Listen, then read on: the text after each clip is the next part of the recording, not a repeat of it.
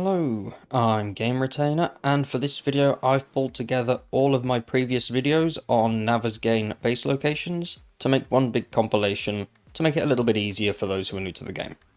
If you've seen the videos before, I apologise, but I figured it would be easier to have them all in one place, so let's just jump straight in.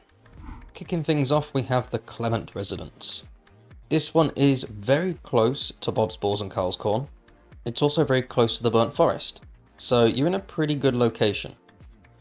Unfortunately, Traderect has now moved on this map, so he's a little further away than he used to be, but he's still not all that far away. This is a tier 0 POI, so there are just a couple of enemies inside and it can be cleared out very easily on day 1. It's big enough to house multiple players, and this tower around the back is fantastic. While it does only span over 3 floors, you can take the roof off and make it as big as you like. As for the interior, it's nothing too special, but you can do a lot with this. Whether you want to have it as a storage area, or a crafting room, or just a fighting base. This building can kind of do it all. One last note with this one is make sure you make your way up to the very top of the tower because there is a little bag here that's very easy to miss. Moving on, but staying close, right in front of the Clement Residence, you'll find this little farm here. This is abandoned Shady Farms. It's a tier 1 POI, and if you've been playing on Navezgane for a long time, then you might recognise this as Traderect's old land. That's where he used to have his compound. But now that he's moved, this farm is here, and it makes for a relatively good base. You are still close to the Burnt Forest, which is nice, and it's a tier 1, so there's a little bit of loot here, but not a lot. The nice flat land out front is perfect for building, and the building around the side here, the little barn area, while it's not great, if you do want something to store your vehicles in, if you're that kind of player, then that's kind of ideal. Also, it is big enough to use as a storage area. I'm not sure what else you'd do to this one, but, you know, that's up to you. The building itself, it's not strong, but it's not exactly weak either. There aren't any big holes anywhere, it's quite well intact. You will need some cobblestone before the first horde to make it sort of safe enough to survive. The interior is a little beat up, and it does need some TLC. That said, it's not that difficult to gut out and turn into whatever you like. If you do just want to hop up and grab some loot, then you can make your way in through this window, and there it is. For this next entry, you'll just have to bear with me a little bit. It's not too far away from the previous couple that I've mentioned. You can just about make out the Clement Residence and the farm I mentioned, right in the middle of the screen. But on the top of this hill, you'll find one of the more difficult POIs in the game. This is the Dr. Karen Higashi Residence. This is an end of game POI, and it's really not easy to clear, especially if you are new or early into a playthrough. As you can see, the POI itself is pretty nice from above. You have walls, you have a nice modern house, and it's perfect if you're playing with friends. It's underneath the building where things get difficult. If you can clear it, then it is very nice because there's lots of space to have everything. But emphasis on the if you can clear it. If you know what you're doing, it's not that difficult, just take it nice and slow. You do get lots of nice loot in here, which is great, and there's a lot of open space for building. This is not the only top tier POI that's going to feature on this list, but there is one downside of having an end of game POI as your base, and that is that when you place a land claim block down on a location, you can no longer get that place as a mission from the traders. So if you choose this as your home and put a land claim block down, you won't be able to choose this for any clear missions in the future. Located just a stone's throw away from the wasteland, you'll find Burns Cabin. This is a tier 1 POI and it's one of the classics. It's nothing too special, but it kinda has it all. It's easy to take over. The interior is nothing special, but it doesn't take a lot to empty it. Around the back is a balcony, so you have a nice firing point. It does also have a basement. Nothing too huge, but if you're willing to break down the walls, then you can turn this into a pretty viable storage room. Also, because of its close proximity to the wasteland, it's great for earning your biome badge and still having a little safe place to stay if things get a little dicey. If you're looking for a great horde-based location right next to Dyersville, then Pass and Gas Store 5 is the one you'll want. It's largely made out of concrete, and with a few well-placed blocks, this is almost impenetrable. I'll be honest, I can't take any of the credit for this one because I've survived on this POI with the help of a couple of very good players. So thank you guys, you know who you are. If you've been watching my live streams, you may have seen me hop on top of here, and there's a ramp that goes down with a little cage on top, and I've been surviving quite nicely. While this one is a bit tricky to take over early on, it will last your whole playthrough, providing you repair and upgrade as you go. If you are just interested in the main loot, then you'll find it on the roof. New Life Hope Cabin is a nicely situated POI. It's very close to the Wasteland, but far enough away so that you shouldn't have much trouble from wandering difficult enemies. It's a tier 1, so you can take it over on day 1, and it has metal walls around the outside. While they're not the strongest, they tend to usher zombies towards the front so they'll make their way through the entrance as opposed to coming in from all angles. This is kind of the perfect beginner's compound. One thing to keep in mind with it though is once you walk through the front door you will fall through the floor and it opens up into a little cave. Now I'm not sure how well this would hold up during a horde. I wouldn't advise it because underground bases aren't ideal. Zombies will dig down to you, but it's perfect for a little mine, maybe a storage area, you name it. If you want a POI that is close to multiple biomes, then check out this one. This is Pass and Gas Store 2. It's a tier 1 POI. It's located in the Pine Forest, but as you can see it is close to the Burnt Forest, more specifically Gravestown, the desert and the Wasteland. The building itself is pretty sturdy and the rooftop is nice and flat, so you've got a nice place to live. There is also a little bit of loot up there as well. This is ideal if you're trying to smash your way through the biome badges, because you are close to all but the snow biome. Pass and Gas Store 8 is a pretty remote POI in the Burnt Forest, but it is very good for a horde base. Take down the wall at the front, build a ramp coming off it and build a little tower on top and you've got yourself a really good fighting area. Just make sure that you upgrade these wood panels to at least cobblestone.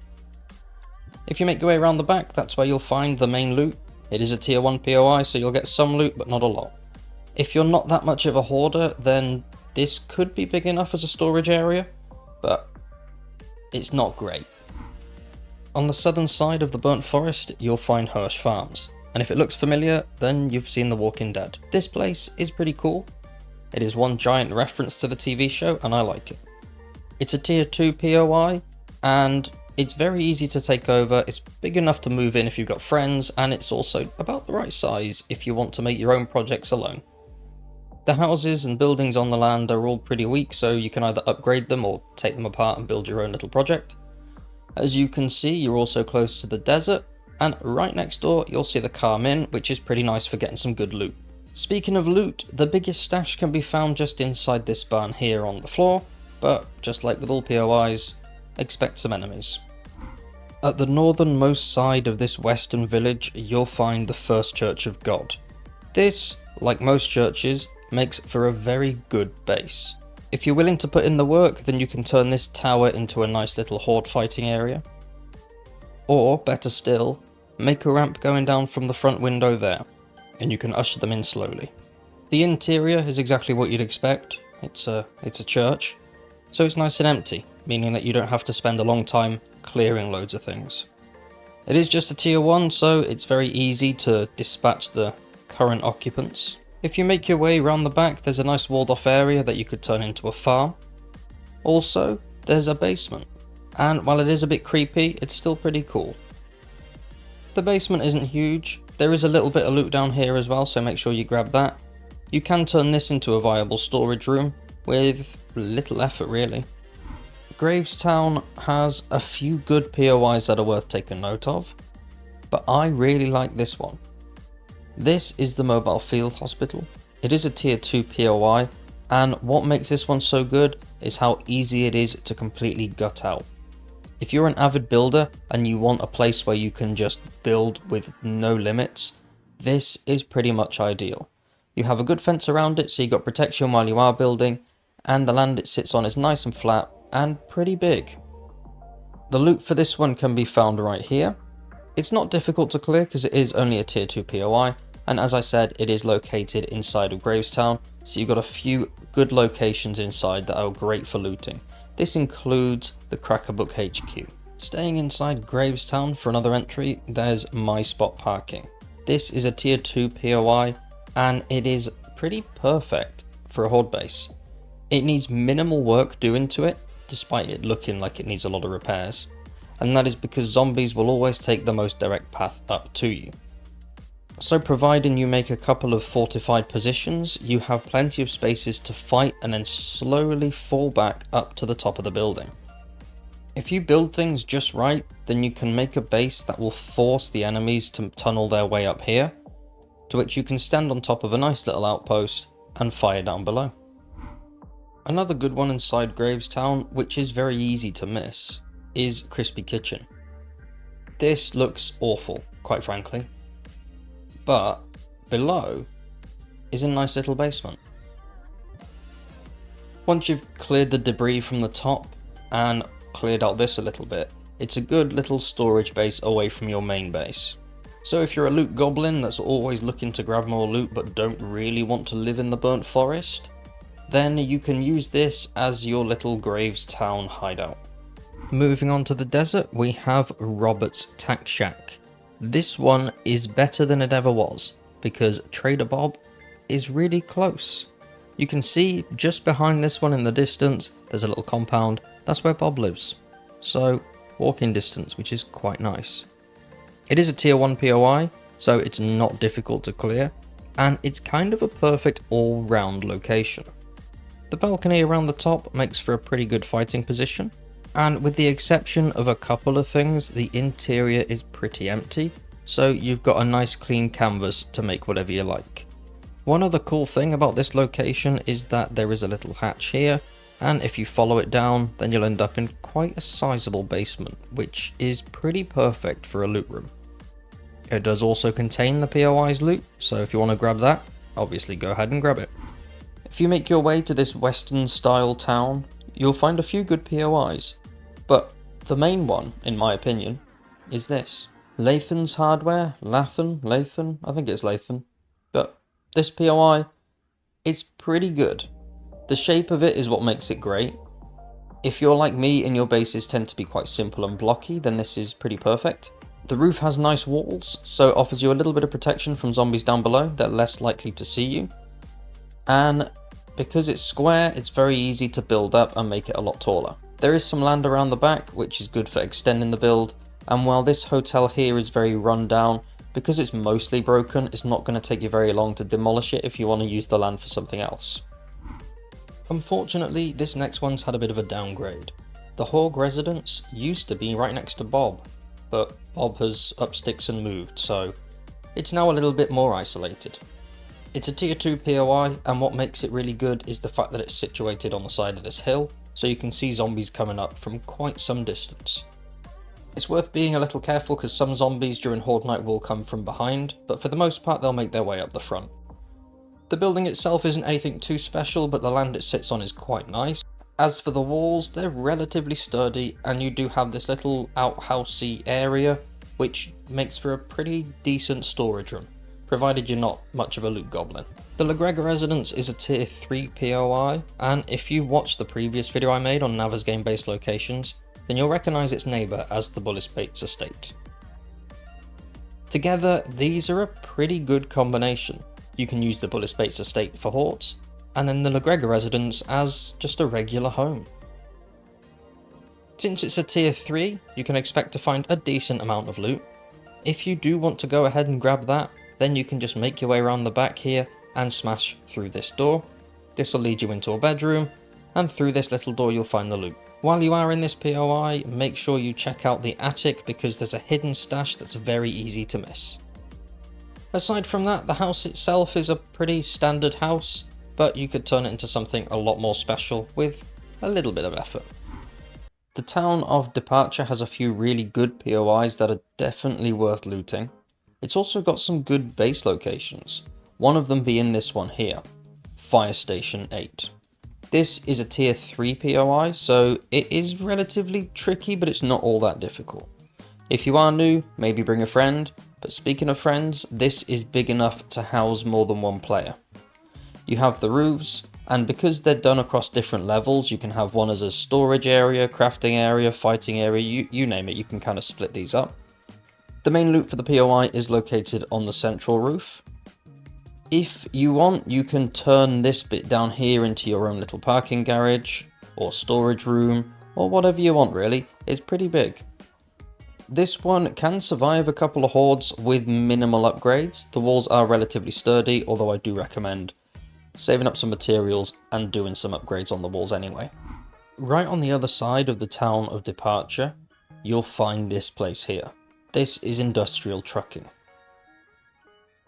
As you can see, it's not particularly big, but it does have the nice strong walls around it. I'm not sure how well this would work as a horde base. You will need to probably take down this building and make something of your own, but I would probably have this as a makeshift storage area. Because there are quite a few top tier POIs nearby, it's always a good idea to have somewhere relatively close where you can dump all the loot. That way you can come back and forth and make multiple trips without having to remember exactly where you stashed everything, because it's all in one place. This is the Mausoleums and the Whitehill Church of God. The reason why I'm doing a 2-in-1 is because I would recommend using one as a fighting area and one as a storage area. This one I would recommend for fighting. While it does look like the church is naturally better, there is another feature that the church has that the Mausoleums just doesn't have.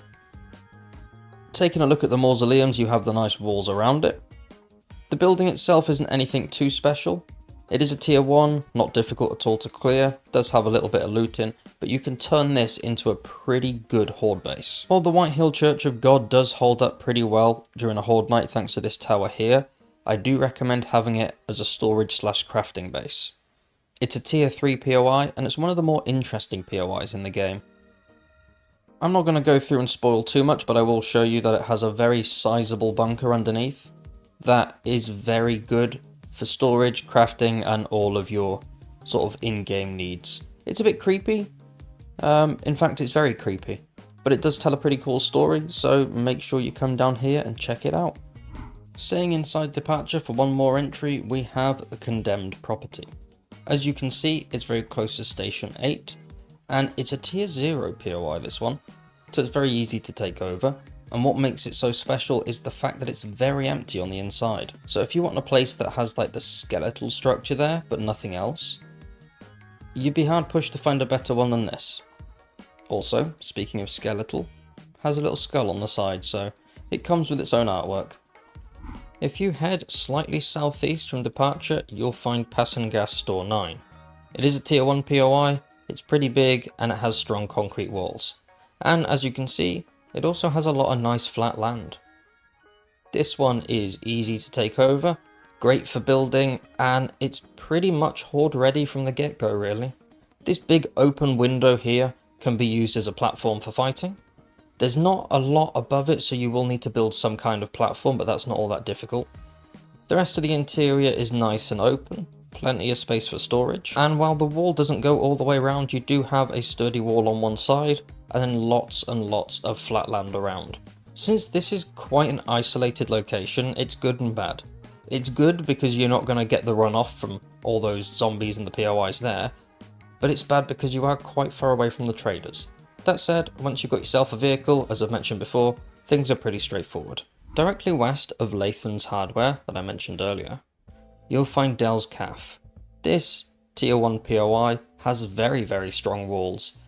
It's nothing too special looks-wise. The interior, it is just a run-down abandoned café, but on the outside, the walls are very strong. There's also walls around 3 sides, and while there are a couple of gaps, it doesn't take long to completely patch it up, and that way you're mostly going to have to deal with zombies coming from the front. The only real downside to this one is the fact that it's pretty far away from most of the traders, and there's not a lot nearby. That said, it is strong. There's a little bit of flat land around it, and plenty of space to expand either side. Close to the border of the burnt forest from the southern side, you'll find Jerry's Fill. This place is pretty nice because it has this roof here, which you can stand on during horde nights to fight off enemies. You will need to do some extensive construction, but it does hold up pretty well. The rest of the area, it's not great, but it's not bad. I probably wouldn't have this for my main base, but because of where it's located, it does make for a pretty ideal kind of stopgap as you're making your way through the biomes. Moving into the snow biome, this little town here, which I don't think has a name, has a few notable POIs. This includes the athletics complex, Navezgane High School, Super Savage Country, and the Minotaur Theatre. It's also home to this little POI here. This is the Philip Powers Residence, and as you can see, there's lots of flat land on it. The building itself is a tier 0, and as you can see, it's not dissimilar to the Clement Residence. That said, I think it's kind of better, because it's got a nice flat roof on the top here. The interior is nice and open, so if you really want, you can let the zombies in and shoot from above, although I don't necessarily recommend it. As I said, the roof is the main highlight for this one, that and the nice tower. Since you are close to a lot of really good POIs and Trader Hugh, it's kind of an all-round great location with very little downsides. That said, with it being in the snow biome, you will encounter Frostclaws and they cause quite a lot of structural damage if they throw boulders, so be mindful of that. Next on the list is Cabin Retreat. This is, or was, a really good first horde based location. But now, because you need to earn badges in order to progress, unless you turn that setting off, this probably isn't somewhere you'll get to in the first 7 days. Not unless you're ploughing through those challenges. But if you are, then it's pretty good for the first horde, because you have this balcony up here, which also contains some nice loot. The interior itself is pretty good for fighting, because you have this staircase and you can stand behind it. Just make sure you put some blocks on the front there, or a hatch or two to slow down the zombies. That's about it for this one, nothing too special anymore because of the biome progression, but it's still worth a mention because it is a pretty cool one. Next we have Mausoleums. Now, if you are new to the game, you might be a little confused because I've already featured Mausoleums, but there are two on the Navezgane map. One I've already mentioned, and another is up here in the snow biome. Since it's in the town of Perishton, you are close to a couple of good POIs, so you're in prime location for looting. There's not a lot more I can say about this one, so I will just jump into the next one. This next location doesn't actually have a name, so we'll call it Snow Cave.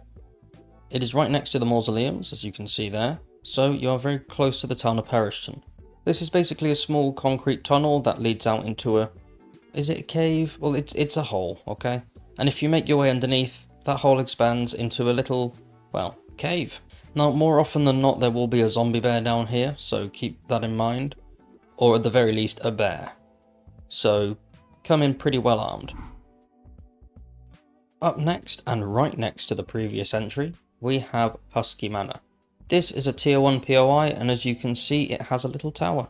While the tower isn't all that tall, you can make it bigger if you want to take the roof off and build up. There is also a bridge nearby. I'm not sure what you want to do with that information, but if you want it, it's there. Aside from that, the area around is nice and flat. The rest of the building can be incorporated into a build, but it's nothing all that special. You do have the road there, which kind of gives this POI a bit of an isolated feel, especially from the town nearby. So if you want to be close to good loot without being right in the middle of everything, this is a pretty good shout. This next one is a little bit out of the way, but if you've got at least a mini bike, then you'll be fine trekking back and forth to traders. This is the Strogatz Residence. Strogatz? However you pronounce it, it's that one, okay? It's on the screen. This is a tier 2 POI, and it's nicely intact, as you can see. It has a garage below if you want to store your vehicles out in the open, and it has this nice balcony up here which gives you plenty of visuals of the nearby area. Opposite, there's nothing, so it's good for building, and there are a couple of other POIs nearby if you want to loot those, or maybe incorporate them into a build. The main loot room is just inside next to the balcony, so it's pretty easy to grab, and the interior itself is nice and open, so you can build whatever you like inside. Literally opposite from the Minotaur Theatre, you'll find Rogue Nerd's Refuge. This is a new one to Navezgane, but not a new one to 7 Days to Die. While the building itself is massive, it is technically a tier 0, although because it's in the snow biome it's a little bit higher than that, but still, it's easy to clear. This isn't really good if you're a solo player, but if you're playing with friends then it's ideal.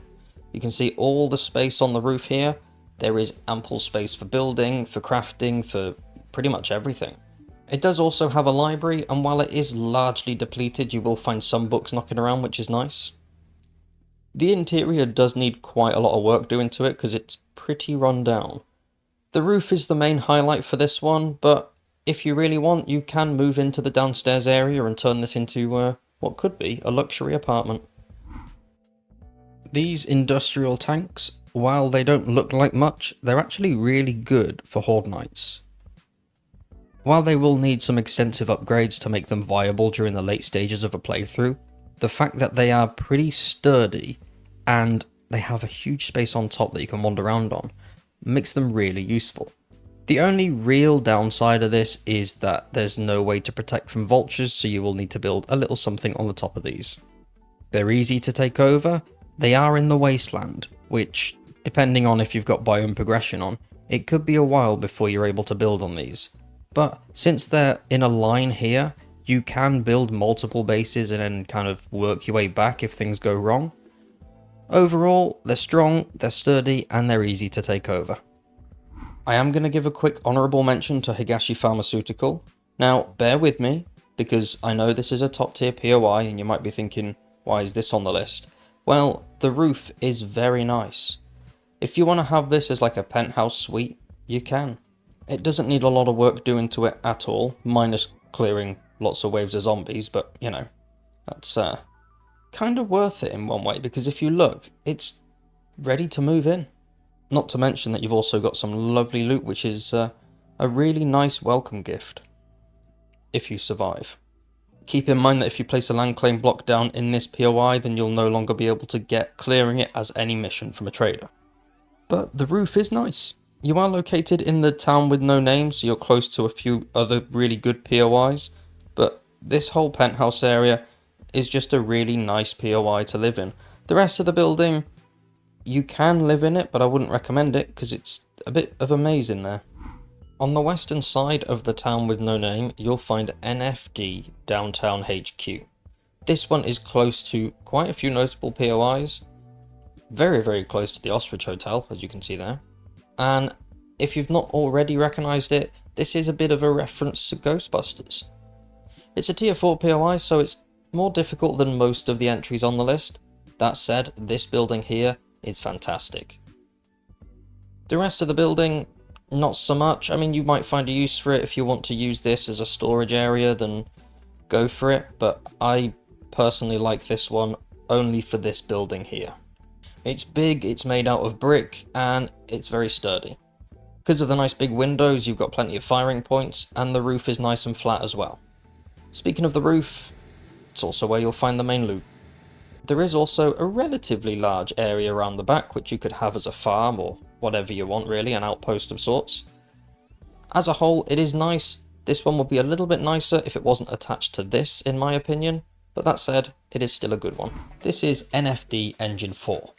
It's a tier 2 POI and it is located just inside the town of Dyersville. Because Trader X has moved closer to Dyersville, this POI is better than it ever was before, and this POI is also closer than it was. It was over there, so it's now here. This one is very easy to clear, and it's a brick building, so it's pretty sturdy early on. Once you've turned off the fire and knocked down a couple of stairs here, you're pretty safe from zombies from that side. Just be mindful over here because zombies can and will climb up, so get rid of the bottom 2 rungs of ladders there. After that, you've got yourself a pretty perfect early game base for both hordes and storage. Next on the list is Ranger Station Beta. This one is great all round really. It's close to Trader X, you can see him right in the centre of the screen, so walking distance and all that. You are on the top of a nice hill, so you've got a good vantage point, and you are close to the burnt forest. Because this is a tier 1 POI, it's very easy to take over. You can clear this on day 1 with no issues. It has a decent enough fence around it, and this structure here, providing zombies don't go into rage mode and start knocking down these pillars, it'll hold up pretty well for the first couple of hordes. If you are a new player, this is a really good one to take over. Just keep in mind that as the game progresses and things get more difficult, you are going to have to sink quite a lot of time in getting this fighting fit for the later stages of the game. However, that's the case with pretty much every POI on this map. Next up, we've got Skeeter's Place. This tier 1 POI is in the same location as it was before the update, but I'll put up the coordinates anyway. It is very flat, making it prime location for building. If you don't want to have to clear a bunch of foliage and whatnot, this is kind of perfect. It's more of a storage area early on than it is a horde base. That said, if you do make your way into the building, up the stairs here can be turned into a nice little fighting platform for the early game hordes. Since it's pretty close to Trade Direct, you're not going to be trekking that far back and forth, which makes this one a pretty good one for inexperienced players because you are out of the more difficult regions of the Pine Forest, but yet close enough that you can kind of dip in and out as you please. If you want to have a place to hide but remain close to Rect, you'll have a tough time beating this work in stiff tools. It's a tier 2 POI, but it's not that difficult to clear on day 1. The roof is pretty much perfect for an early game base. You can do all your crafting, have a little storage set up, and you'll be relatively safe. As for Horde Night, zombies will make their way up these ladders, but you can stop that pretty easily. Providing you're killing them off slowly, they shouldn't break down the base early on. However, you will need to do some repairs after the first horde and definitely fortify this base. Be mindful if you are new because there's usually a dog or two in the back, but once you've dispatched that dog and put down a land claim block, you won't have any issues from them anymore. The Mini-Mart Residence is only going to get an honourable mention because it's no longer close to Trade Direct. It used to be a fantastic location because it was just a stone's throw away, but unfortunately that's no longer the case. It's a tier 0 POI, so there are literally 2 to 3 zombies knocking around, which makes it really easy to clear. And while some of the building is in desperate need of repair, upstairs remains largely intact, and it doesn't take that much to turn this into a horde base. Next up is Bart Salvage. This is a tier 2 POI, and it's not that difficult to take over early on. Unfortunately, it's not particularly close to any of the traders. However, this is very close to multiple biomes. If I go directly above this POI, you'll see that there's the wasteland, there's also the burnt forest and the desert. That's all not too far away. As for the POI itself, above ground can be used as some sort of horde base. That said, you kind of need to build your own really, because this building isn't that great. It can be useful, but in my opinion, I think you're best off using the ample space in the back to build your own horde base. The main reason why I like this POI is because of the underground structure here. It has plenty of rooms, and in each room there's something a little different. And there's more than enough space to build yourself a pretty sizable storage room. There are 2 ways into this one. There is an open hatch in the back, and if you make your way inside this building here and break this flooring, there's another entrance here. If you're looking for a nice flat area to build on, then you'll be hard pushed to find a better POI than Hey Dude Fields. This tier 0 POI is home to a very old broken down barn that can be taken apart with little effort. The flat land sits on top of a small hill, so you do have a little bit of a vantage point, and this just gives you complete build freedom, which is very nice. One other great feature of this POI on the Navezgane map is its close proximity to the Wasteland. While you are pretty far away from traders, the Wasteland, there is no cap on loot stage, so you can get pretty rich. You will just have to make the occasional trek over to Rect, Joel, or whichever trader you fancy visiting. I'm going to give Camp Carwall a little honourable mention. Unfortunately, it is now further than ever before from Trader Rect, so it's not really viable early on when you don't have a vehicle and you need to be troxing back and forth. That said, if you are looking for a bit of a home away from home while you are in this side of the Pine Forest, then this is a really good POI. It's a tier 1, so it's pretty easy to clear, and it does have the nice fence around it, so you have some protection. Me personally, I would use this as a storage base for while you're out in this area, because nearby there is a Savage Country and a couple of other noteworthy POIs, and one of the new tier 5 POIs. So if you want a little base away from your main base, then Camp Carwall is not a bad shout. Right behind Camp Carwall, you'll find Bob's Caf. This is another tier 1 POI, and just like the previous entry, it is very far from Trader Rect. However, this building boasts some very strong walls, so you don't really need to do much fortification. Living on the roof is pretty straightforward, which is quite nice for Horde Night because it will take quite a while for the zombies to cause any real damage to this structure. One other good point of this POI is the fact that it is very close to one of the new tier 5 POIs, and that is Korea Rockworks. On the other side of Korea Rockworks, you'll find Poopy Pants Country Daycare. This cleverly named POI is surprisingly good during early game hordes. Mainly because of this bit here.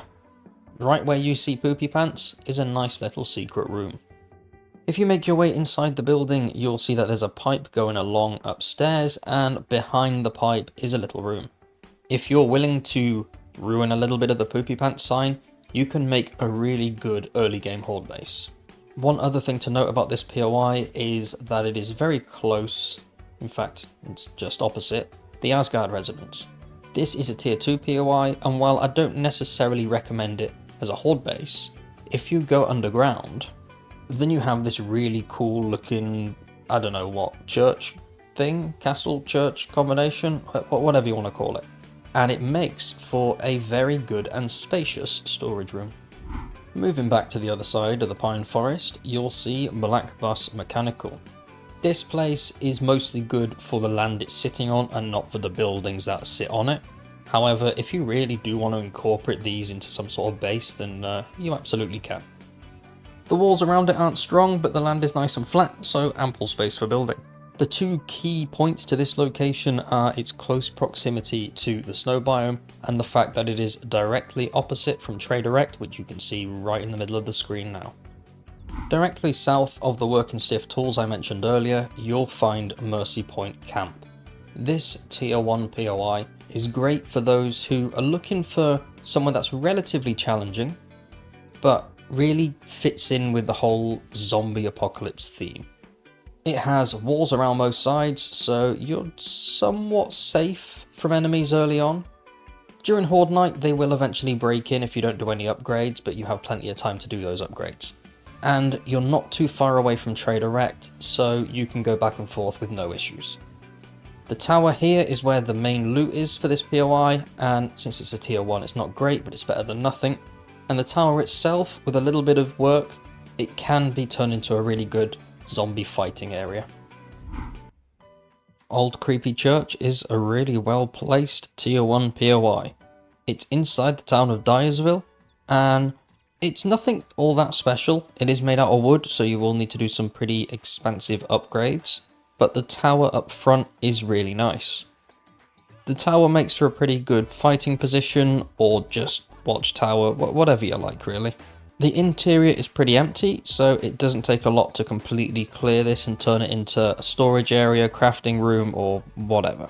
One thing that's worth noting with this POI is right next to the main loot you'll find this torch, and behind this torch you'll find a little hidden room with a little loot bag. Alistair's Cabin is a tier 1 POI that isn't as good as it used to be because of Traderect moving house and all that, but it's still good for early game hordes. And it's easy to upgrade this one as well, which is quite nice. Because of the way the interior is laid out, if you reduce the width of the staircase from 2 blocks to 1, then you can funnel zombies up and through the stairs on Horde Night.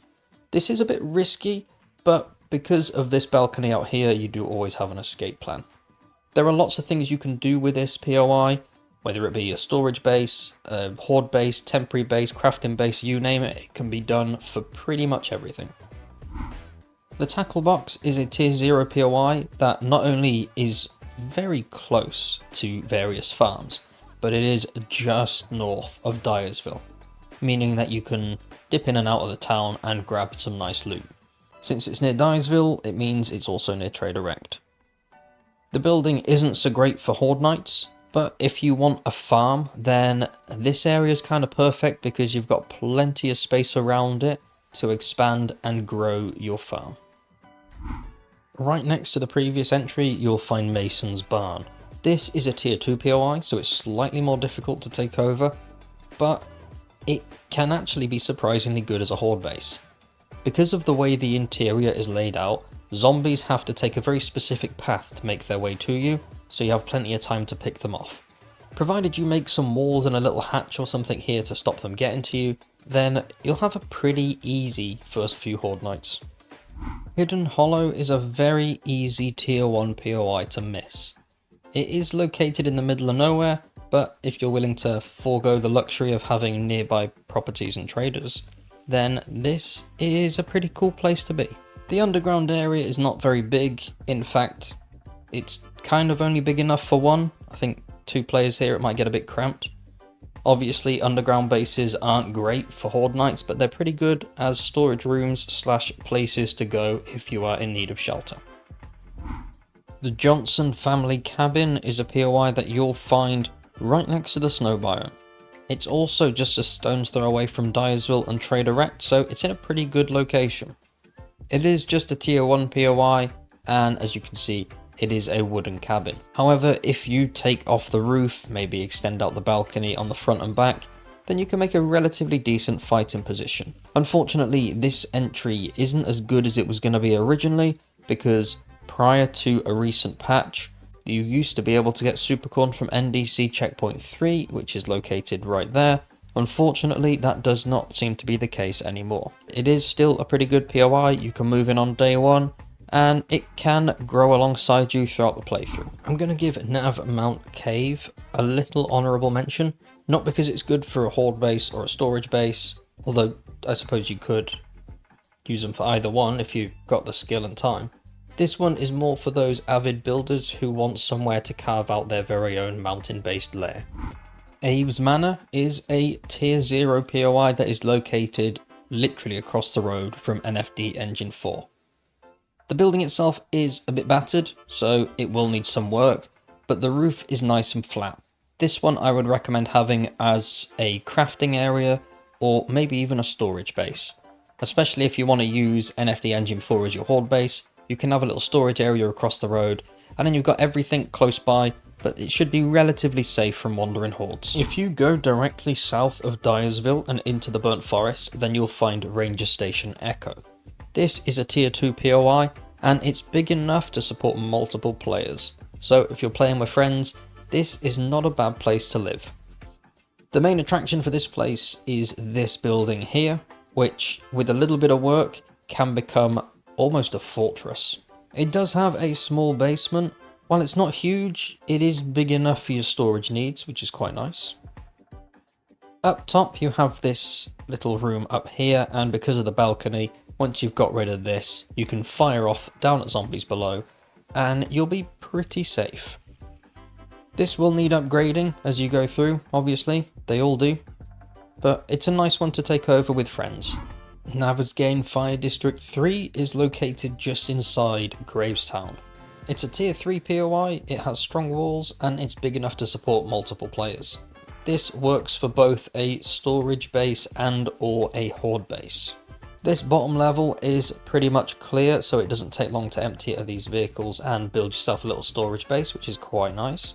However, if you do want to use it as a horde base, then you're going to need to break the ladders down the bottom, and definitely not keep your storage items down there. If you are lucky, then one of these vending machines will be functional, meaning that you'll have a vending machine on site, which is very nice for you, your treats and drinks and all that stuff.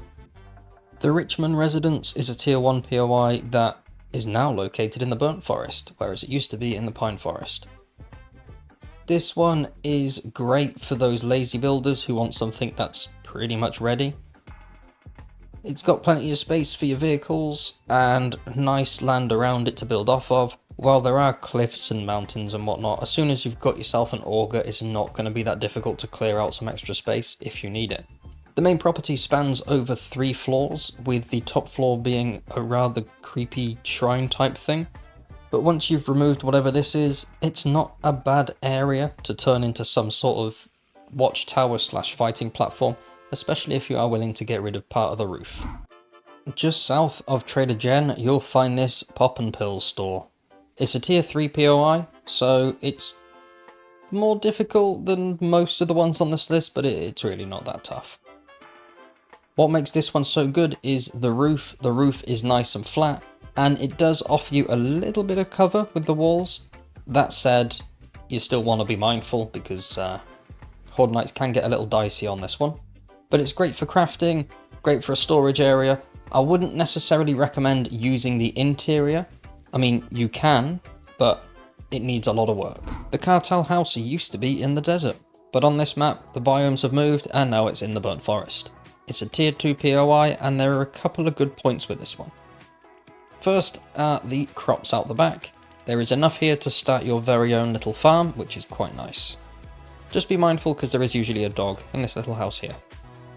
The building itself is a nice shape and is pretty well intact. It's very easy to upgrade and fortify, which is kind of a must now. If you take off the roof, you can make a good horde base. And if you make your way down to the basement, there is a sizable area, good enough for all of your storage needs. Just be mindful, because this is not a regular cooking pot, it is a bomb, and it will go boom. So you might want to get rid of that. Just around the corner from Trader Jen, you'll find the crypt, and as you can see, it has walls surrounding all sides, which is very nice. The building here isn't anything too special, but at least on version 1.4, you could build a staircase going down and make a pretty good horde base out of this one. I haven't tried it for 2.0, so if you want to test it out, don't blame me if it goes wrong. Another key feature of this location is in this building here. If you make your way inside, you can go downstairs to, well, the crypt.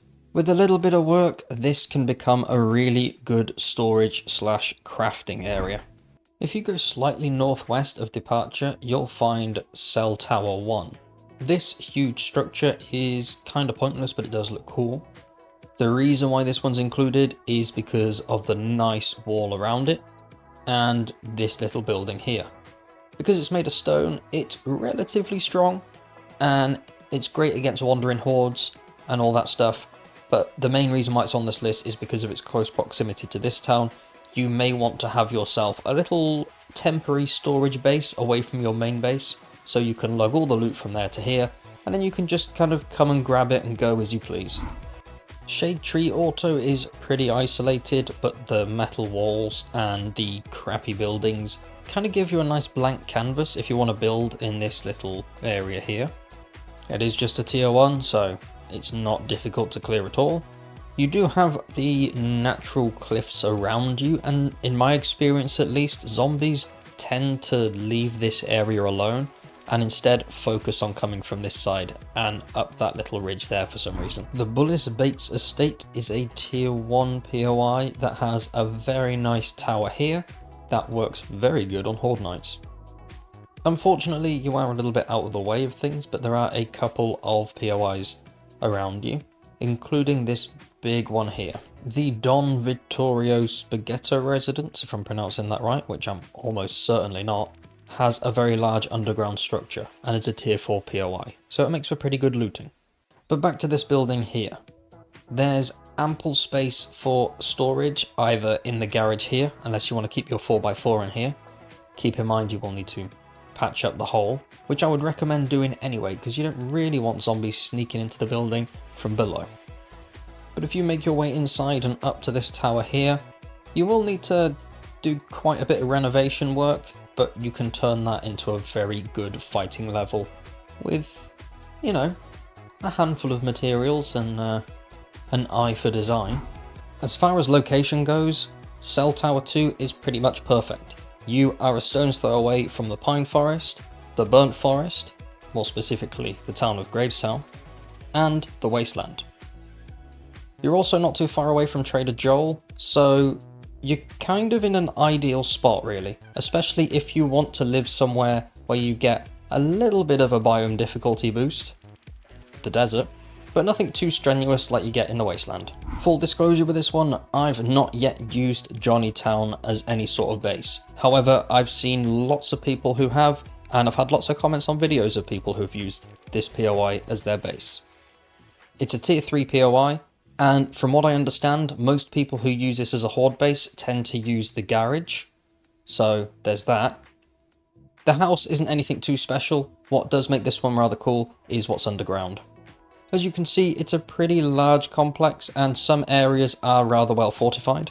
If you want to make some sort of elaborate underground storage facility or base or whatever, it should work.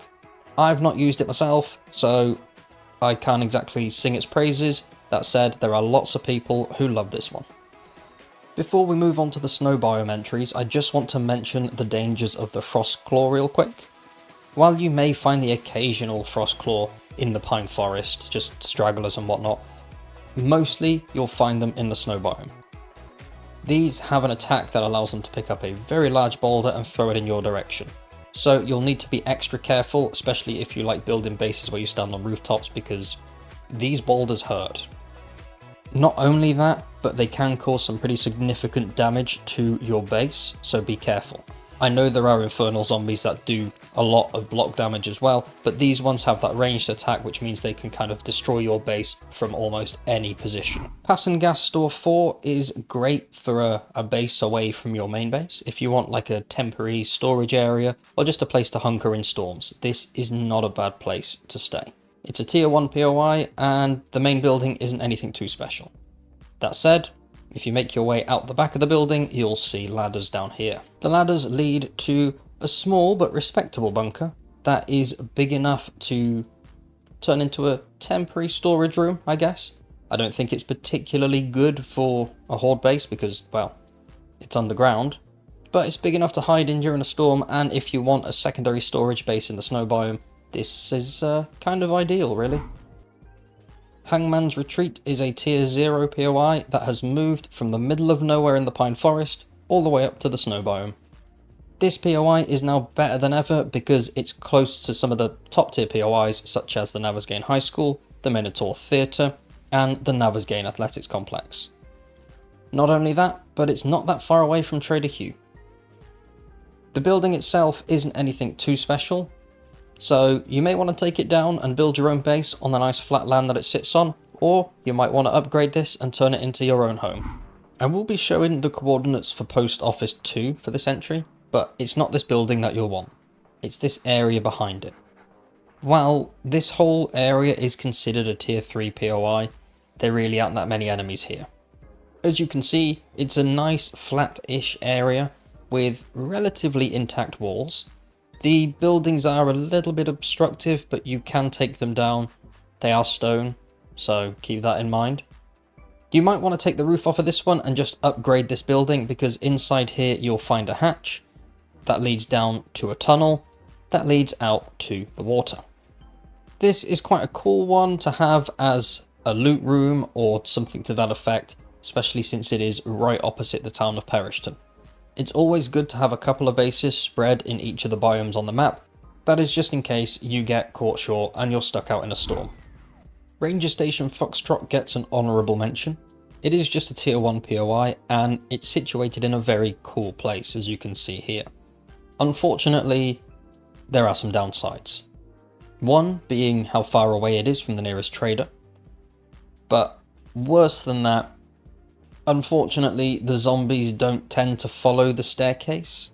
So if you want to turn this into a horde base, the zombies can and will eventually make holes in the rock below, which can cause your base to be very unstable. I've experienced this myself, and it was not fun. I still want to give this a quick honourable mention because it is a cool POI, and it can work, sort of, as a horde base. But probably not.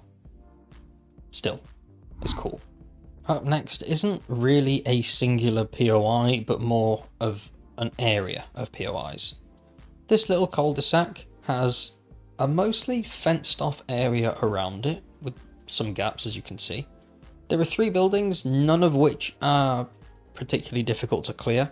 The reason I mention this location is because it's great for those who want to play with friends but want to have their own building or area for building. Not only that, but right there is Trader Joel, so you can make your way there and back very easily and very quickly, which is great for completing missions and selling all of your unwanted crap.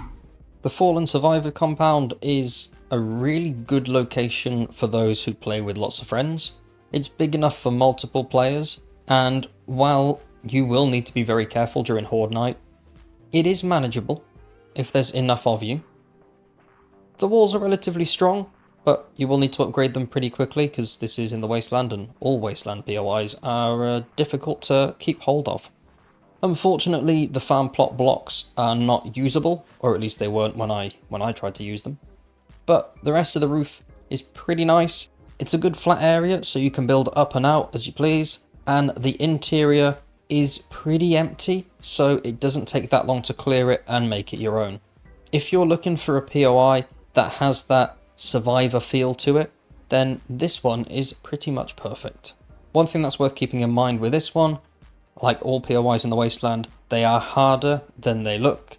This is technically a tier 0, but obviously Wasteland it's a tier 2, so expect a few enemies, but there's really not that many, especially if you are playing with friends.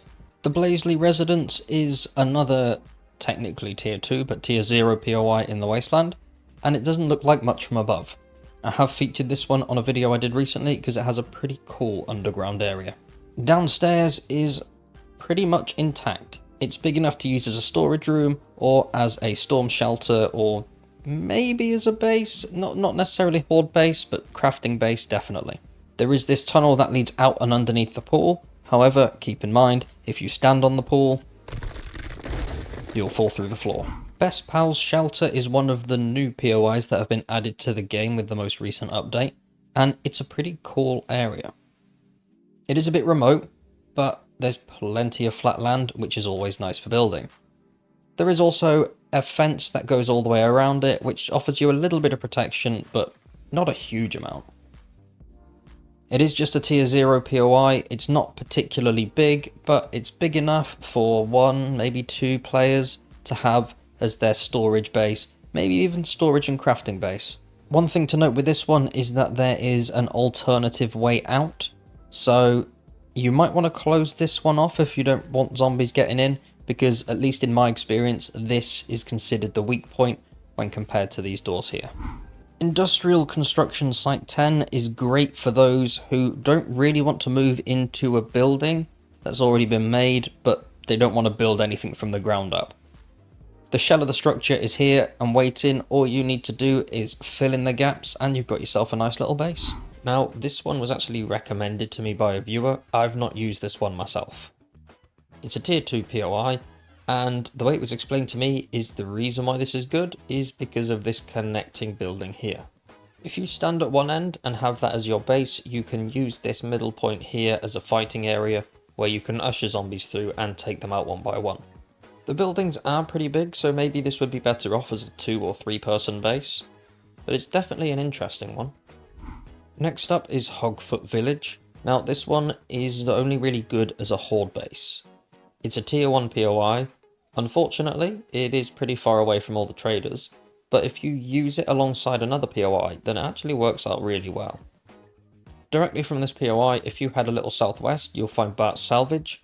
Now, Bart's Salvage is perfect for a storage area, and this one is pretty good for fighting, so if you use them in unison, then you don't have to worry about accidentally losing your loot if a horde night goes wrong. This doesn't actually need a lot doing to it to get it ready for the first couple of horde nights, but obviously as time goes on it will need some extensive renovations. This is one I have tried out myself, and the zombies actually follow the path pretty nicely. All you need to do is break a couple of points on this bridge and they'll come to you one by one and you can pick them off with relative ease.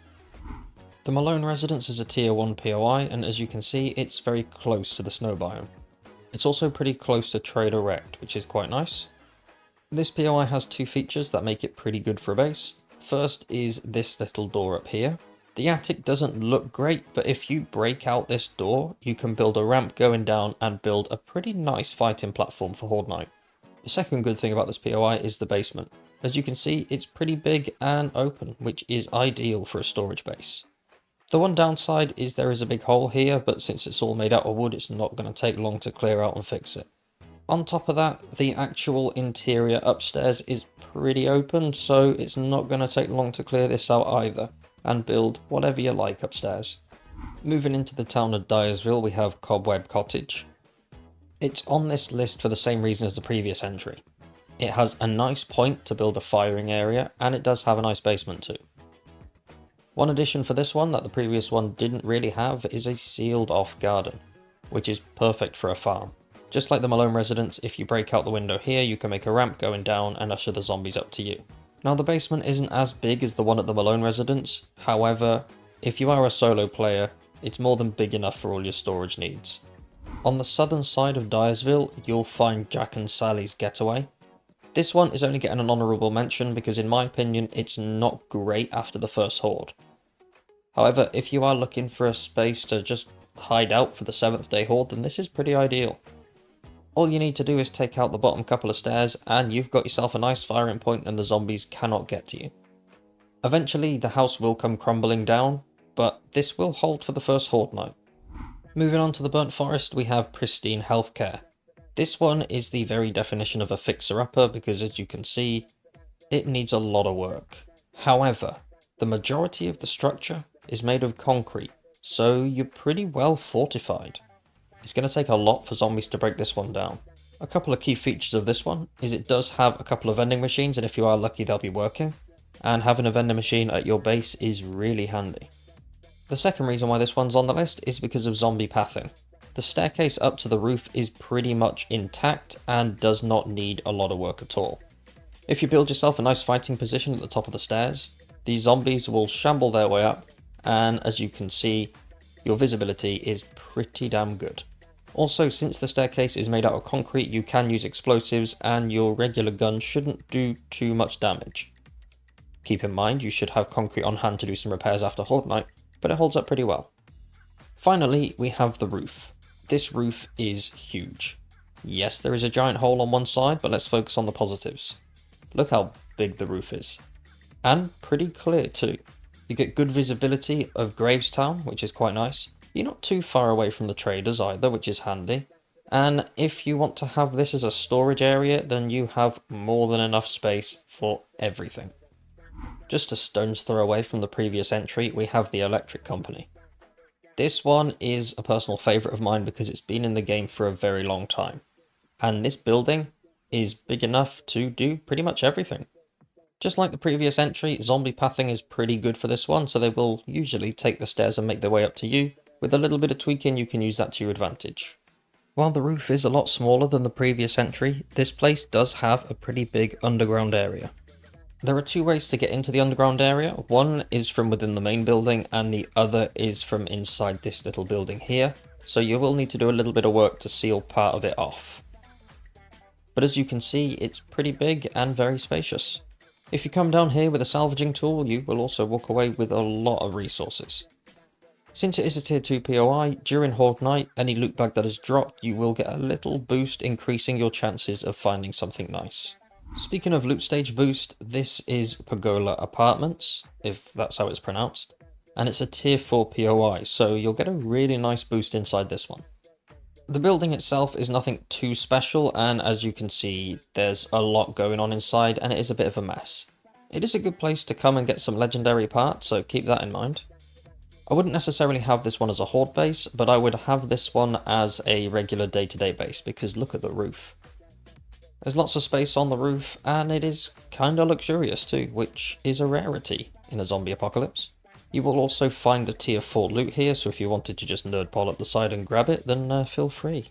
Like I said, I wouldn't use this one for Horde Nights, but it's very close to the previous two entries, so if you wanted to use this as your day-to-day living quarters, and then shimmy on over to one of the other ones for Horde Nights, then that'll work out pretty well. Up next is a POI that I ignored for quite a long time. It was only recently that I started using this one for things. This is the Navezgane Falls Diner. It's a tier 3 POI, and it's largely made of concrete, so you don't need to do many upgrades during the early stages. This one does have a garage next door, which is pretty well fortified, and it's big enough for your storage needs or if you want to use it as an actual garage. There is also a cop car out front, so be sure to loot that because there's always some goodies in there. As for the main building, like I said, the walls are strong and the roof itself is pretty flat. You don't need to build a lot here to turn this one into a horde base. All you need to do is make sure that the zombies don't have a way up to you. Keep in mind that they will start bashing at the walls, but since they're concrete, you should be pretty fine, at least for a while anyway. If you wanted to use the diner's interior, then you absolutely can, because as you can see, there's not a lot inside, so you could gut this one out in less than a day. There is also a vending machine inside. Now, there's no guarantee that it'll be working, but if it is, as I mentioned before, it's great to have one of these inside your base. Moving into the desert, we have Dirty Laundry. This is a tier 1 POI. It has some locked roller doors at the front, which do have very high HP. Other than that, the structure is largely made of cobblestone, so you will need to upgrade it. The roof is nice and flat, and if you want to stop zombies getting up to you, then all you need to do is break the bottom ladder here. There is a vending machine here, but since it's outside, you may want to build a little something around it just to protect it from the zombies, because they can eventually break them. The interior is nice and open, which makes it good for building. And it also has a garage too. Unlike many other POIs in the game, once you've used the key to open the door will remain unlocked as opposed to locked. While it's not going to make a big difference, at least you won't have to craft an additional door. I don't know why the devs make doors that only open the once, but there we are. Moving on, we have Treats Terrace. This is a tier 2 POI and it's largely made of concrete. The big window here is great for making a platform going down so that zombies can get up to you. Just make sure that you get rid of the stairs on the side, otherwise you'll end up with some unnecessary surprises during Horde Night. The shutters on the inside have 10,000 HP, which is very nice. As you can see, the roof is nice and flat and it spans across a couple of different levels, so if you are playing with friends, that you can each have your own little section. Also, if you don't want to do my suggestion of making a ramp off the front, then you can actually use the stairs as a part of Horde Night, because this is a really good firing platform. Just keep in mind, with no tweaks, the zombies will get straight in. You can come with me for the next one, because we're going to travel all the way over here. This is Mopower Electronics, and it's really big and really open. It's a tier 2 POI and it is very easy to clear. The shutters at the front have seen better days, but they are unlocked, so you don't need to remove them, you can just repair them. The roof is nice and flat, but unfortunately, because of the panels used, when you do place a block, it kind of levitates, so that's not ideal. But if you are willing to put in the work and take off the roof, then this one's a nice one. We're going to stay in Departure for another couple of entries. This is Vic Garrison's Petty Pawn. It's a tier 3 POI, and the sole reason why it's on the list is because of how cool the roof is. More specifically, this side of the roof. Thanks to the walls, you'll get some protection from any stray spitters that are wandering around down below, which is always ideal. The building itself is largely made up of concrete, but as you can see, there's not really a lot in here that you could use to turn into a fighting area. Not without some extensive work, anyway. The actual store itself isn't too bad if you want to gut this one out. That said, when it comes to Horde Night, I wouldn't actually fight here. I would go next door to Prowling Pete's. If you take away the overhanging metal on the top side, then you can use the edge here and run around and fight the zombies. Just make sure that you break the path inside to stop them getting up onto the roof first. We will be leaving Departure soon, but this one is somewhere that is ideal for not only early game hordes, but late game hordes too. Industrial Service Systems is a tier 0 POI. It is completely fenced off, which is quite nice, but the only reason why this one's on the list is because of these two pillars here. Each block has 10,000 HP, and they hold up surprisingly well because, for whatever reason, zombies tend not to rage on these. You break the bottom couple of rungs of ladders and hop your way up to the top and you're pretty much safe. The only things you'd need to watch out for are vultures and cops. If you really want, you can use the building as some sort of storage base. That said, if you are using this for Horde Nights, then I wouldn't recommend it because things can go wrong if you've got all your loot nearby. But yeah, even if you don't want this one as a base, if you find yourself in Departure and Horde Night is approaching, hop on top of one of these and you'll be pretty safe. The last one I have in the desert is this Park and Pay. I'm only going to give it a quick mention because as you can see there is virtually nothing here. This one is a tier 1 POI and it's great for those who want to build something themselves but want a little bit of a boost during Horde Nights. Moving into the snow biome, not too far from Dyersville you'll find this Pop and Pills Mini-Mart. It's a tier 1 POI and it's made entirely out of concrete. Since it's a tier 1 it doesn't take long to clear. And as you can see, the roof is very flat, which is perfect for building. There's a lot of rubbish on the inside, but you can clear this within a day or so. There is also a hole on the side of the building, but it won't take a lot of resources to patch that up.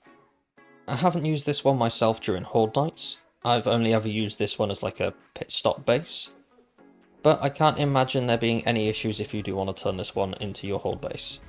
The Rua Residence is a tier 2 POI. And it looks pretty cool.